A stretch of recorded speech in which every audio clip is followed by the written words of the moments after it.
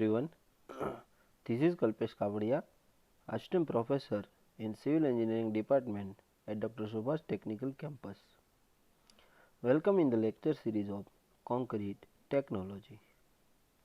The subject offered by Gujarat Technological University in 5th semester of BE. Having a subject code is 3150610.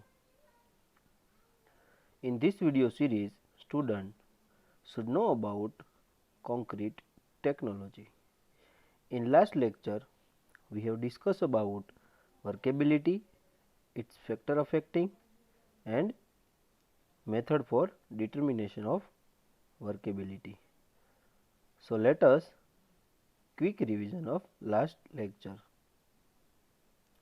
So, workability is the property of fresh concrete which is indicated by the amount of useful internal work required to fully compacted the concrete without bleeding or segregation in the finished product. यानी कि जो workability है वो कोई भी concrete है उसको fully compact करने के बाद विदाउट एनी ब्लीडिंग और सेग्रीगेशन के बाद वो फिनिश प्रोडक्ट वो निकलनी चाहिए. Then workability is one of the physical parameter of concrete which affect the strength and durability as well as the appearance of finished product. And the concrete is said to be workable when it is easily placed compacted homogeneously without bleeding or segregation. Unworkable concrete needs more work or effort to be compacted in place, so also honeycombs and pockets may also be visible in finish concrete. यानी कि जो unworkable concrete है वो unworkable concrete से क्या होता है, उसकी वजह से कंक्रीट है हनीकम और पॉकेट्स दिखाई देते हैं. तो उसकी विजिबल सरफेस है कंक्रीट की फिनिश कंक्रीट की जो विजिबल सरफेस है उसमें.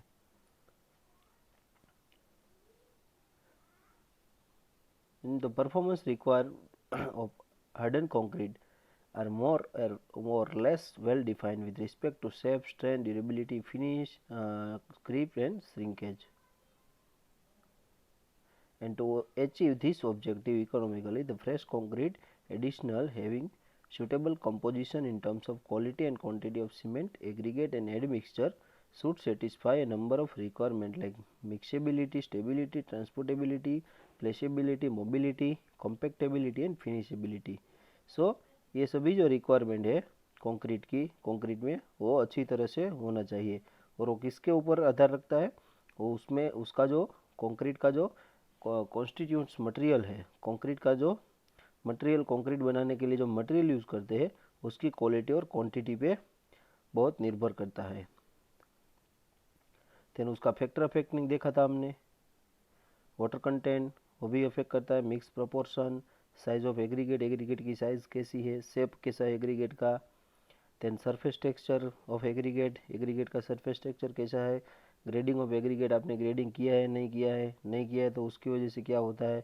देन यूज़ ऑफ एडमिक्सचर, कई बार ऐसा होता है कि एडमिक्सचर का जो डोसेज है वो बढ़ जाता है, उसकी वजह से भी कंक्रीट में कई सारी डिफेक्ट है वो दिखाई देती है. देन टाइम, कितने टाइम में आप क्यूरिंग करते हो और कितने टाइम में ट्रांसपोर्ट करके उसको क्यूरिंग करते हो. देन टेम्परेचर कैसा है, कोल्ड वेदर है या हॉट वेदर कंक्रीटिंग कर रहे हो, तो ये सभी फैक्टर है वो वर्केबिलिटी पे अफेक्ट करते हैं. देन मेजरमेंट में देखा था workability of concrete is a composite property. So workability है कंक्रीट की वो कंपोजिट प्रॉपर्टी है क्योंकि कंक्रीट है वो कई सारे मटेरियल से बना रहता है. सो ये सभी जो मटेरियल रहते हैं कंक्रीट को बनाने के लिए वो सभी मटेरियल से उसकी कैरेक्टरिस्टिक डिफरेंट होती है. सो उसकी वजह से वर्केबिलिटी को लाना एक आम बात नहीं है. उसके लिए प्रॉपरली आपको अच्छी तरह से क्वांटिटी और उसकी क्वालिटी है वो प्रॉपरली चेक करना रहता है. Numerous empirical tests are available for measuring the workability of fresh concrete, but none of them is fully satisfactory. जो वर्केबिलिटी है उसको मेज़र करने में, फ्रेश कंक्रीट की जो वर्केबिलिटी है उसको मेज़र करने के लिए कई सारे प्रैक्टिकल अवेलेबल है, लेकिन उसमें से कोई भी सेटिस्फैक्टरी रिजल्ट है वो नहीं देता है. But Each test measures only a particular aspects of it, and there is really no unique method which is measured the workability of concrete to bring out its full meaning. And the following tests are commonly used to measure workability. So यहाँ पे test कई सारे test दिए गए हैं, उसका use करके हम वर्केबिलिटी है वो चेक करेंगे. उसमें से हम हमारी जो कंस्ट्रक्शनल प्रोसीजर्स है, हमारी कंस्ट्रक्शनल प्रैक्टिस है, उसमें दो ही प्रैक्टिकल हम यूज़ करते हैं. फर्स्ट वन है slump test and second one है कॉम्पैक्टिंग फैक्टर टेस्ट.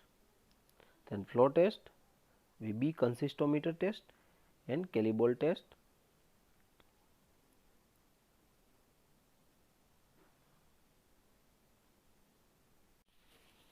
उसमें सबसे पहला है slump test.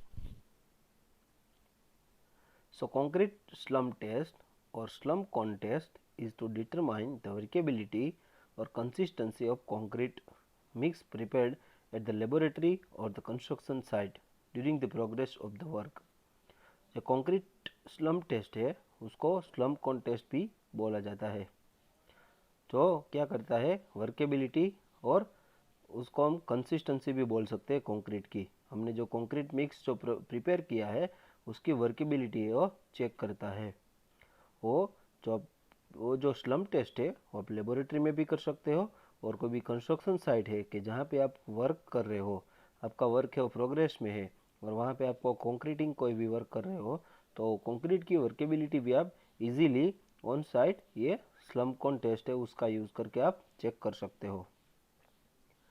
Concrete slump test is carried out from batch to batch to check the uniform quality of concrete during construction. Concrete slump जो test है उसको वो जो टेस्ट है वो बैच बाय बैच है वो चेक करते हैं. और चेक करने की वजह क्या है कि आप जो कंक्रीट जो बाहर से आप ले आते हो बाय ट्रांजिट मिक्सचर और बाय ट्रक और आप वहाँ पे कंक्रीट कोई बना रहे हो बाय कंक्रीट मिक्सचर, तो सभी जो आप कंक्रीट की जो बैच है यानी कि कंक्रीट मिक्सचर बना रहे हो तो बैच बाय बैच कंक्रीटिंग में सभी बैच में यूनिफॉर्म कंक्रीट यानी कि यूनिफॉर्म क्वालिटी वाला कंक्रीट निकलता है कि नहीं वो हम चेक कर सकते हैं by using of slump test. The slump test is the most simple workability test for concrete. जो स्लम्प टेस्ट है वो मोस्ट सिंपली वर्केबिलिटी टेस्ट है कंक्रीट के लिए. Involve low cost. सो ये स्लम्प टेस्ट का यूज़ करके आप इजीली वर्केबिलिटी चेक कर सकते हो और उसके लिए आपको बहुत लो कॉस्ट लगता है. And provides immediate results and आपको इमीडिएटली रिजल्ट देता है. Due to this fact it has been widely use for workability test since 1922. और ये जो टेस्ट है वो वाइडली यूज हो रहा है for measuring the workability since 1922. The slump is carried out as per procedures mention in ASTM C143 in the United States. United States है उसमें जो उसका कोड है ASTM C143 उसमें मेंशन की गई है इसकी प्रोसीजर. और एज पर IS 1199 1959 in India and in Europe में EN 12350 में उसकी जो कंस्ट्रक्शनल प्रोसीजर है यानी कि उसकी टेस्ट की जो प्रोसीजर है वो उसमें दी गई है. Generally concrete slump value is use to find the workability. जो कंक्रीट की स्लम्प वैल्यू है उसका यूज करके हम वर्केबिलिटी चेक कर सकते हैं. Which indicates water cement ratio. जो क्या इंडिकेट करता है वाटर सीमेंट रेशियो इंडिकेट करता है. But there are various factors including properties of materials, mixing method, dosage, admixtures, etc. also affect the concrete slump value.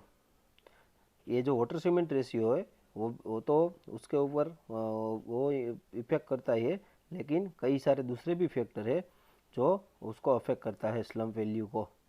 उसमें है प्रॉपर्टीज़ ऑफ मटेरियल यानी कि अब अलग अलग मटेरियल्स को एक साथ जोड़कर आप कंक्रीट बनाते हो तो सभी मटेरियल्स की जो कैरेक्टरिस्टिक रहती है उसकी जो प्रॉपर्टीज़ रहती है फिजिकल प्रॉपर्टीज़ वो उसकी डिफरेंट रहती है. सो वो प्रॉपर्टीज़ जो मटेरियल की है वो क्वालिटी वाइज अच्छी होनी चाहिए. और दूसरा है मिक्सिंग मेथड. अब मिक्सिंग कैसे कर रहे हो मिक्सिंग में हम by use of concrete mixture उसका यूज़ करके हम मिक्सिंग कर सकते हैं। और दूसरा है मैन मेड मिक्सिंग। कई बार मैन मेड मिक्सिंग भी होता है, लेकिन ये छोटे वाले वर्क में रहता है। लेकिन हम जब कंक्रीटिंग कर रहे होते हैं, लाइक कोई आप बिल्डिंग बना रहे हो, तो उसमें कोई भी स्लैब का आप कंक्रीट कर रहे हो, तो वहाँ पे कंक्रीट मिक्सचर यूज़ होता है। और कई बार क्या होता है कि जो हमारा कंक्रीट मिक्सिंग प्लांट है, वहाँ से डायरेक्टली बाय ट्रक हम कंक्रीट को सप्लाई करते हैं। तो उसमें से अच्छा कंक्रीट कौन सा रहेगा? अच्छा कंक्रीट है वो जो हम ट्रक में लाते हैं और जो टन मैट्रिक्स में आता है। तो सभी कंक्रीट है उसकी वर्केबिलिटी सेम रहती है। और जब अब कंक्रीट मिक्सचर का यूज़ करके हम कंक्रीट जब बनाते हैं, तो उसमें कई सारे फैक्टर से वो अफेक्ट करते हैं। सबसे पहला है the skill of the labour. Labour की स्किल कैसी है जो मिक्सिंग कर रहा है कंक्रीट वो मिक्सचर में उसकी। कई बार क्या होता है कि वो कंक्रीट मिक्सचर में बैच बाय बैच कंक्रीट है वो बाहर निकलता है। तो हर बैच की जो वर्केबिलिटी है वो डिफरेंट होती है। कई बार वाटर ज़्यादा उस वो डाल देता है, कई बार वाटर कम डालता है। और कई बार जो मटेरियल डालते जो मटेरियल डाल रहे हैं जो वर्कर, वो कई बार कम मटेरियल डालते हैं उसमें, कई बार ज़्यादा मटेरियल डालते हैं। तो उसकी वजह से क्या होता है, कंक्रीट का जो बेच बाय बेच उसकी जो वर्केबिलिटी है वो डिफरेंट निकलती है। सो वहाँ पे वर्केबिलिटी चेक करना आवश्यक रहता है। देन डोसेज, डोसेज में लाइक एडमिक्सचर का डोसेज है। एडमिक्सचर आप कितना यूज़ कर रहे हो, कितनी क्वांटिटी में एडमिक्सचर वहाँ पे आप ऐड कर रहे हो, वो भी वो वैल्यू भी आप कंक्रीट स्लम्प वैल्यू को अफेक्ट करती है। तो ये अच्छी तरह से जो वहाँ जहाँ पे भी आप कंक्रीटिंग करते हो, तो अच्छी तरह से वहाँ पे ध्यान में रखना चाहिए ये सभी factors. Then factors which influence the concrete slump test. Factors which influence the concrete slump test. कौन कौन से फैक्टर है जो कंक्रीट स्लम्प टेस्ट को इन्फ्लुएंस करते हैं, देखते हैं। Material properties like chemistry of the materials, basically like cement की जो केमिकल कंपोजिशन है वो। Then fineness of the materials, then particle size distribution, properly grading वाला एग्रीगेट आप यूज़ कर रहे हैं कि नहीं। देन मॉइस्चर कंटेंट, एग्रीगेट में फाइन एग्रीगेट में मॉइस्चर कंटेंट है या नहीं। And the main is the temperature, basically in hot weather countries and cold weather countries. So temperature of the cementitious materials, and then size, texture, combined grading, cleanness and moisture content of the aggregate. So aggregate की size कौन सी आप use कर रहे हो, उसका texture कैसा है, वो combine grading किया है या नहीं किया है, एग्रीगेट है वो क्लीन है या नहीं, उस पर कोई डस्ट है या नहीं। सो ये सभी फैक्टर, उसमें कोई मॉइस्चर कंटेंट है या नहीं, ये सभी फैक्टर है वो इन्फ्लुएंस करते हैं कंक्रीट स्लम्प टेस्ट को। Chemical admixture dosage, chemical admixture जो आप यूज़ कर रहे हो तो उसका डोज कैसा आप डाल रहे हो, कितनी क्वांटिटी में डाल रहे हो। देन उसका टाइप, कौन सा टाइप का केमिकल एडमिक्सचर है। देन कोई कॉम्बिनेशन है या नहीं। Then interaction and sequence of addition and its effectiveness.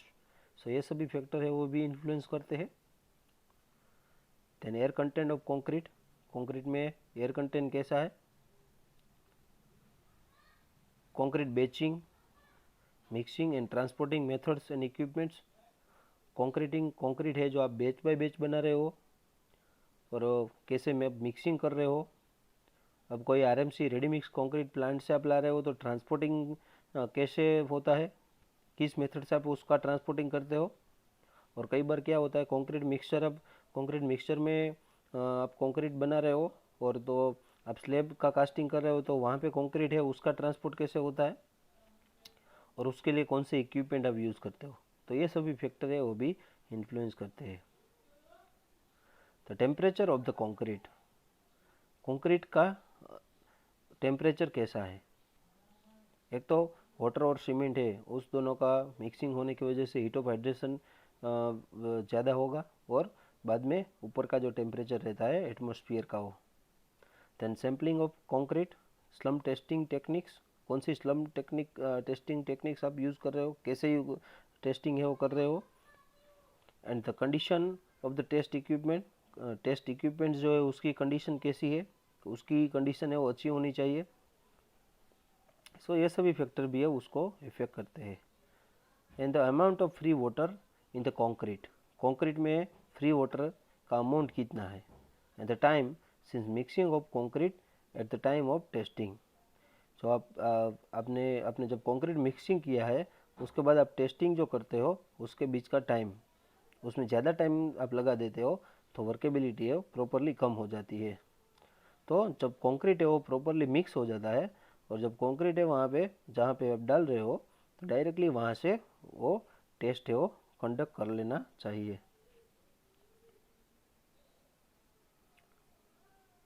Then equipment required for the concrete slump test, सब mould for slump test, mould रहता है, उसमें स्लम कौन रहता है, कौन टाइप का स्लम एपरेटस होता है, उसके नीचे नॉन पोरस बेस प्लेट रहती है, मेजरमेंट करने के लिए स्केल रहती है और एक टेम्पिंग रोड रहता है।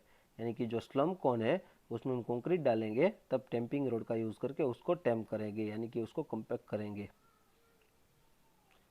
The mould for the test is in the form of frustum of a cone, यानी कि जो मोल्ड है टेस्ट के लिए वो एक कॉन टाइप का रहता है, उसकी हाइट रहती है 30 सेंटीमीटर, यानी कि जो कॉन है उसकी हाइट है 30 सेंटीमीटर। ये बेसिकली कॉन है तो उसका बॉटम डायमीटर ज़्यादा होगा और टॉप डायमीटर है वो उससे कम होगा, यानी कि बॉटम डायमीटर जो है वो 20 सेंटीमीटर है and the top diameter is 10 centimetre.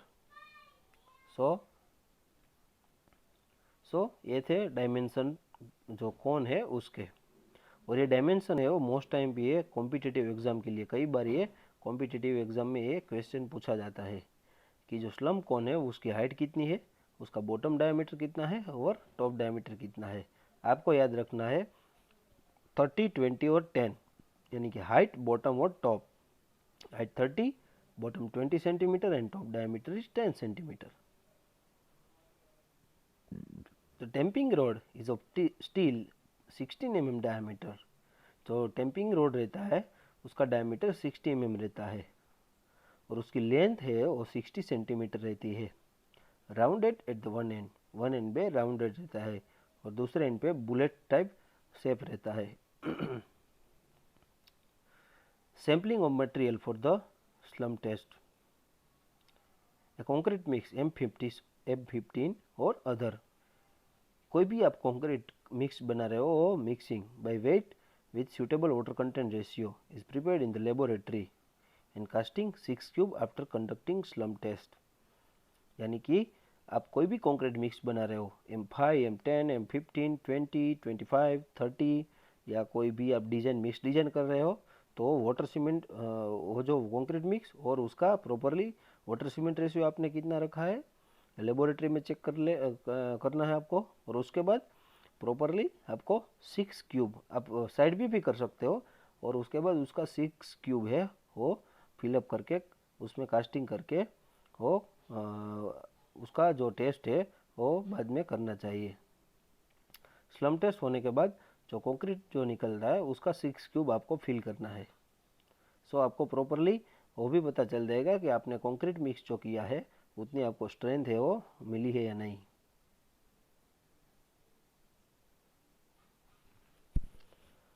Procedure for the concrete slump test, अब देखते हैं उसकी procedure.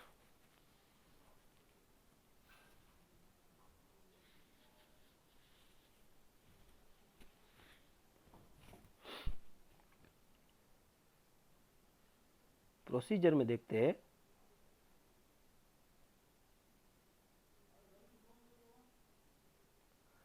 Clean the internal surface of the mould and apply oil. सबसे पहले जो कंक्रीट का जो कोन है, सॉरी स्लम कोन है, उसको प्रॉपरली इंटरनल सरफेस है उसको प्रॉपरली क्लीन करना चाहिए एंड उसमें ऑयल लगा देना चाहिए। Place the mould on the smooth horizontal non porous base plate, ये जो कोन है वो टॉप और बॉटम में ओपन रहता है। और वो जो कोन है उसको पहले क्या करना है, हॉरिजॉन्टल जो नॉन पोरस प्लेट है उसके ऊपर आपको रखना है। Fill the mould with the prepare concrete mix in the 4 approximately equal layer.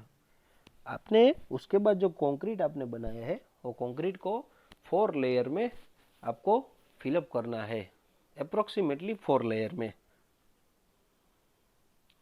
Tempt each layer with 25 strokes of the rounded end of the tamping rod in uniform manner over the cross section of the mold. For subsequent layer, the tamping should penetrate in the underlying layer. आपको सबसे पहले 25 पे सबसे पहले concrete डाल के 25 उस पर स्ट्रोक लगाने हैं, क्योंकि वो इजीली यूनिफॉर्मली अच्छी तरह से वो जो मोल्ड का क्रॉस सेक्शन है उसमें फैल जाए। और सब्सिक्वेंटली बाकी के जो लेयर है उसमें भी टेम्पिंग करना है। और वो जो टेम्पिंग रोड है उसको नीचे का जो लेयर है उसमें भी पेनिट्रेट कराना है और उससे उसको टेम्प करना है, क्योंकि आपका जो कंक्रीट जो 4 लेयर में उसमें फिलअप कर रहे हो वो अच्छी तरह से उसमें यूनिफॉर्मली सेटअप हो जाए। Remove the excess concrete and level the surface with trowel. उसके बाद ट्रोवेल का यूज़ करके जो ऊपर का जो पोर्शन रहता है उसमें जो एक्सेस कोई भी कंक्रीट उस पर रहा है तो उसको वहाँ से निकाल कर वो जो सरफेस है वो लेवल कर देनी चाहिए। क्लीन अवे द मोटर और water leaked out between the mould and the base plate. अब नीचे की जो बेस प्लेट है और कोन है वहाँ से कोई भी वाटर बाहर निकलता है और या कोई मोटर है वो बेस प्लेट पे उसके ऊपर जो फटता है तो उसको प्रॉपरली क्लीन कर देना चाहिए। Rise the mould from the concrete immediately and slowly in vertical direction. Then जो मोल्ड है वो मोल्ड को वर्टिकल डायरेक्शन में आपको स्लोली है उसको राइज करना है। Measure the slum as the difference between the height of the mold and that of height point of the specimen being tested। उसके बाद आपको जो स्लम क्या करना है, डिफरेंस फाइंड आउट करना है जो मोल्ड की हाइट है उसका और जो स्पेसिमेन है यानी कि जो कंक्रीट है वो कितना नीचे गिरा है उसका जो हाईएस्ट पॉइंट है वहाँ से आपको मेज़र करना है।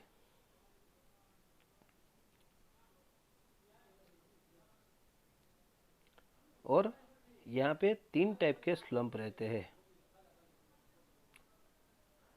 The types of slump, the slump concrete takes various shapes।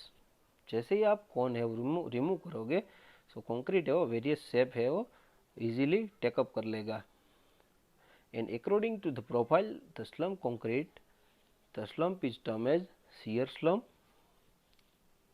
यानी कि शियरली वो कंक्रीट है वो नीचे चला जाता है। Then collapse slump, one side पे कोलैप्स हो जाता है। और ट्रू स्लम्प थोड़ा सा वो नीचे बैठता है। देखते हैं कोलैप्स स्लम्प किसको बोलते हैं। In the collapse slump the concrete collapse completely, concrete है वो कंप्लीटली कोलैप्स हो जाता है। The collapse slump will generally mean that mix is too wet or that it is high workability mix for which slump test is not appropriate। so जो concrete है वो properly collapse हो जाता है उसका मीनिंग क्या होता है कि स्लम है वो स्लम का जो यानी कि जो कंक्रीट है उसका जो मिक्सिंग हुआ है वो टू वेट यानी कि उसमें वाटर का कंटेंट है थोड़ा ज़्यादा है यानी उसका वर्केबिलिटी है वो बहुत हाई है। सो उसके लिए स्लम टेस्ट है वो अप्रोप्रिएट नहीं है। उसके लिए ऐसे कंक्रीट के लिए वेट कंक्रीट के ज़्यादा वेट कंक्रीट के लिए हम दूसरा कोई वर्केबिलिटी टेस्ट कर सकते हैं। Then shear slump, in a shear slump the top portion of the concrete shears off and slips side away. Shear slump में क्या रहता है, कंक्रीट जो है वो शियर्स हो जाता है, उसके साइड में स्लिप हो जाता है or if one half of the cone slides down in an inclined plane, the slump is said to be a shear slump, और वन साइड में वो कोलैप्स हो जाता है. If a shear or collapse slump is achieved, a fresh sample should be taken and the test is repeated. यानी कि आपको shear और collapse slump अचीव होता है तो वो जो सैंपल है फ्रेश सैंपल उसका दूसरी बार रिपीटेड टेस्ट है वो करना चाहिए. If the shear slump persists, as many cases with the Hurst mix, this is an indication of lack of cohesion of the mix.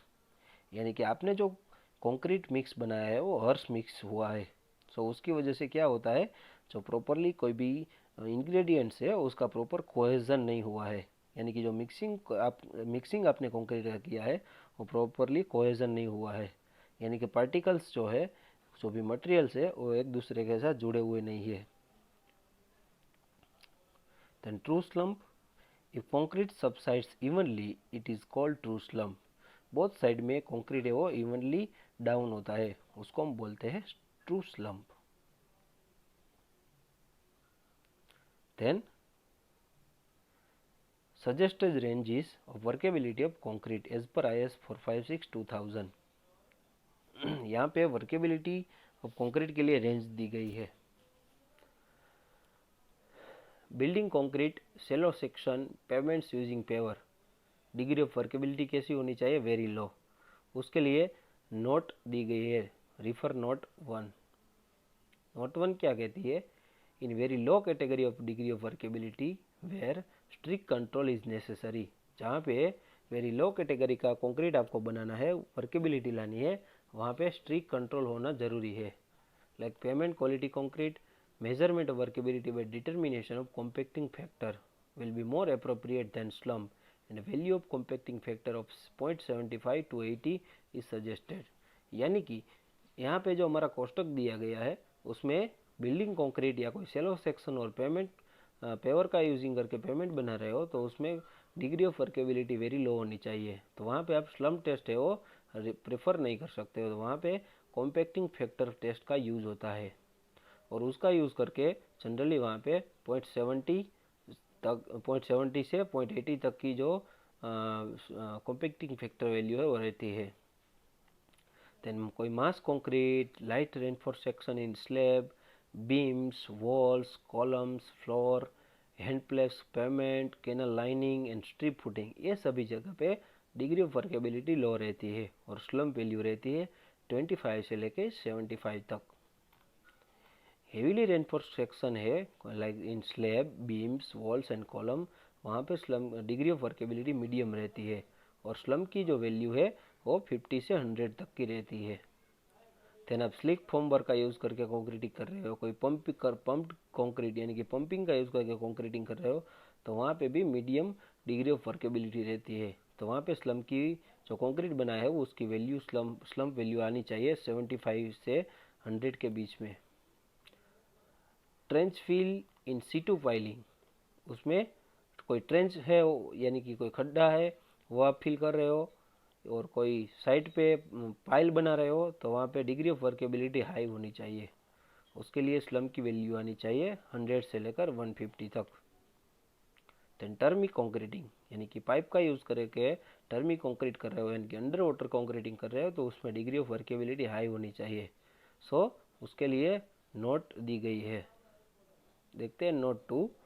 It is very high category of workability, measurement of workability by determination of flow test will be appropriate. उसके लिए flow test है वो करना चाहिए as पर IS 9103. Then recommended slumps for various concrete work, various concrete work के लिए भी यहाँ पे स्लम्प है वो रिकमेंडेड किया गया है. Types of construction and recommended slumps in MM, उसमें भी मैक्सिमम और मिनिमम. सबसे पहला है पेमेंट्स, तो उसमें मिनिमम है 25 एंड मैक्सिमम है 50. मास कंक्रीट स्ट्रक्चर, मिनिमम है 25 और मैक्सिमम है 50. कोई अनरेनफोर्स फुटिंग आप बना रहे हो जहाँ पे रेनफोर्समेंट का आप यूज़ नहीं कर रहे हो तो वहाँ पे मिनिमम 25 और मैक्सिमम 75. कोई कैशन बना रहे हो या कोई ब्रिज का डेक बना रहे हो तो उसमें मिनिमम 25 और मैक्सिमम 75। कोई रेनफोर्स फाउंडेशन, कोई फुटिंग एंड वॉल बना रहे हो तो वहाँ पे मिनिमम वैल्यू है वो 50 और मैक्सिमम वैल्यू है 100। देन कोई रेनफोर्स स्लैब एंड कोई बीम बना रहे हो तो उसमें मिनिमम वैल्यू आनी चाहिए 30 एंड मैक्सिमम इज 125। कोई कॉलम का कंस्ट्रक्शन कर रहे हो तो वहाँ पे मिनिमम वैल्यू है वो 75 रहती है स्लम की और मैक्सिमम वैल्यू है 125। तो यहाँ पे पर्टिकुलर अलग अलग वर्क के लिए यहाँ पे वैल्यूज दी गई है स्लम की और उसमें मिनिमम और मैक्सिमम दोनों वैल्यू दी गई है। So now these are the list of references, concrete technology by MS Sethi, ML गंभीर एंड अतुल प्रकाशन। ये कोई भी रेफरेंस बुक आप परचेज कर सकते हो for better understanding and for examination.